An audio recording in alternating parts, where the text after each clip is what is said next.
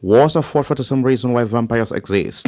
War is a business, and business is booming. The military-industrial complex plays the center role in shaping American foreign policy. And this business model works. In 2023, US defense companies made almost $1 trillion in sales. So I just stumbled on this video on YouTube, which in my opinion is a very well-made video.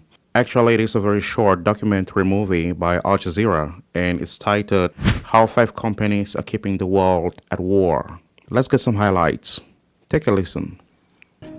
In this video, we'll unpack how American defense giants helped build the modern military-industrial complex and why their model is so profitable, no matter how many lives are lost.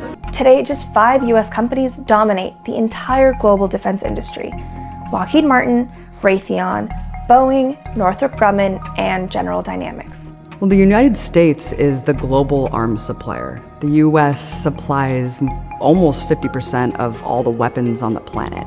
The US hasn't won most of the wars it's fought since 1945. The military-industrial complex doesn't care about winning wars. The US doesn't care about winning the Afghanistan war. They just wanted to keep it going. War is a business, and business is booming. In 2023, US defense companies made almost $1 trillion in sales. It's sick.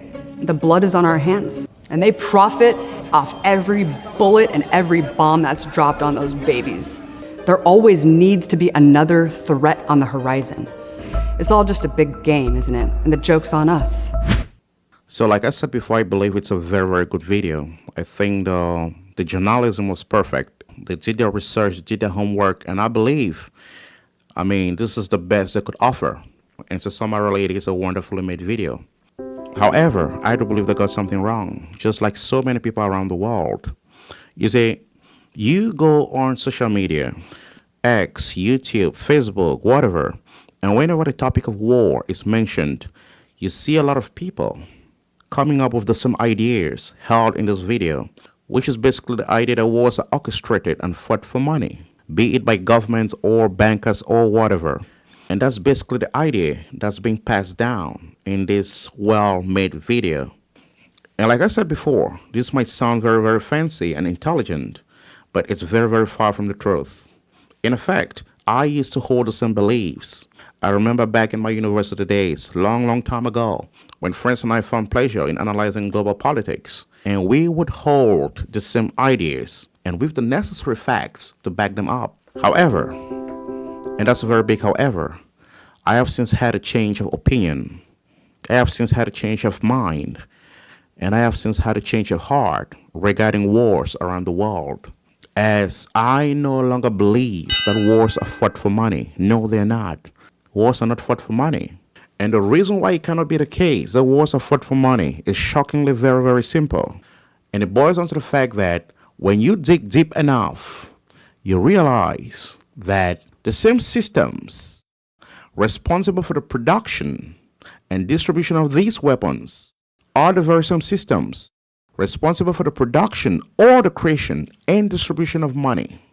In other words, the same systems that own all the weapons own all the money. And so logically it cannot be the case that they would sell weapons in exchange of money that they own. It doesn't make sense, right? And I understand it might sound a little bit complex, but you got to understand this. You got to understand that money, as we know it, is not a natural occurrence of nature, like gold, like clay, like the soil. No. Money is a system. Money is a system, albeit a very complex one. One I believe must have required some degree of esoteric knowledge to enact and maintain. Anyways, the point, money is a system controlled by man.